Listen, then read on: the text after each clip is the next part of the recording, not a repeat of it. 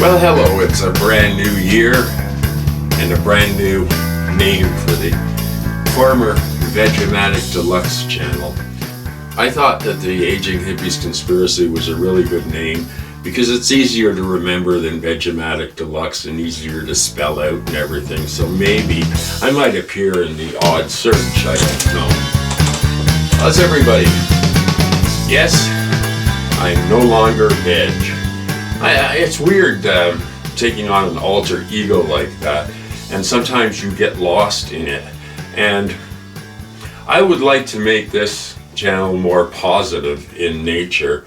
I guess I have had enough of doom. Yes, the world has horrendous problems, and some of them seem unsolvable, and others just make you want to cry. But focusing on all the negative all the time can really mess with your head, and especially if you tend to suffer from depression, which I have all my life.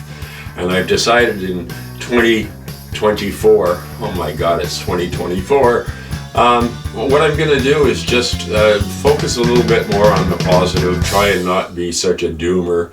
Although, you know, I mean, if you want to focus on that stuff, it's just going to mess you up. It just is. You can't help it. It's going to mess you up because that's what the condition of the planet is in. However, if your life is going along normally, I guess the thing is to be grateful for that, to always be grateful for the things that you have in your life and focus on those, and they'll make you a lot happier.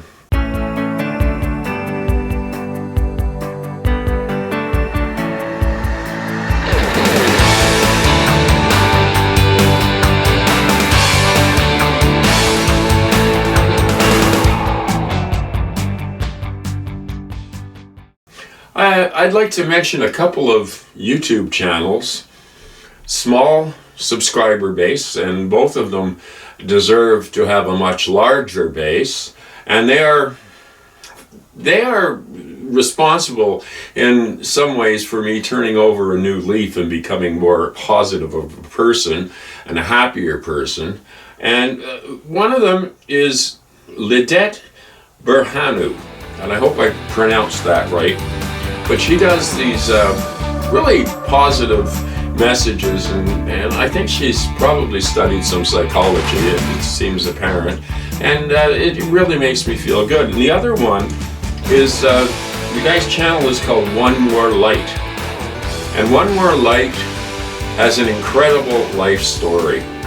His journey has been one of overcoming many odds, and I am left with a great deal of respect for him and realizing that if he can get over his feelings of depression or just feeling dead inside after going through what this man has, I have no excuse. I have no excuse for focusing on the negative. I'm calling this the Aging Hippies Conspiracy Channel. And let me explain about the name a little bit. Many years ago, I had an overnight radio show. This is way back in the late 80s, early 90s. And yeah, I can't believe I'm saying that's way back. It doesn't seem that long ago to me. That's what happens when you get old. But I had a radio show and I named it The Aging Hippies Conspiracy. And what it was is when I got into this, I was living in the 80s, and the 80s to me were a horrible decade after the fun and excitement of the 60s and 70s, and people had forgotten a lot of their ideals and a lot of the things that made life worthwhile. I remember being very influenced by hippie culture and just by the whole idea of loving one another, and that was very appealing to me. So my first influences were all from the late 60s and hippies. And I can remember 1968, my parents used to always take us on vacation. They'd pack up all the kids into the Rambler, and we drove off from the suburbs of Montreal to Cape Cod. I loved going to the States because there was all kinds of cool things you couldn't get in Canada at the time. I thought, wow, this is an adventure.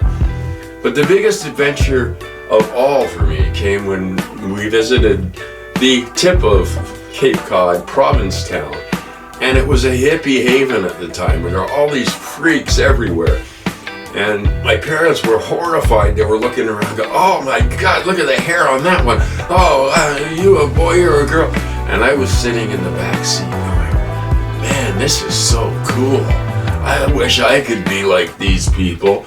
Because I think I realized the basic joy that they were feeling, and this idea of something new and revolutionary and changing the world. And there was quite a bit of optimism in spite of the slaughter going on in Vietnam and the Chicago riots and all those horrible things.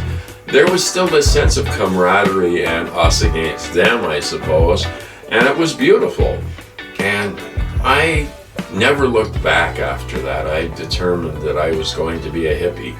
And by the time I got old enough to be a hippie, well, of course, the hippie movement had long gone into the dustbin of history. Everybody, peace, love, be kind to animals, be kind to people, because there's so much cruelty, and fight it wherever you can with love. What else can we do? Be well, everybody. I love you all. Desperately, madly, I tell you. See you in a few days.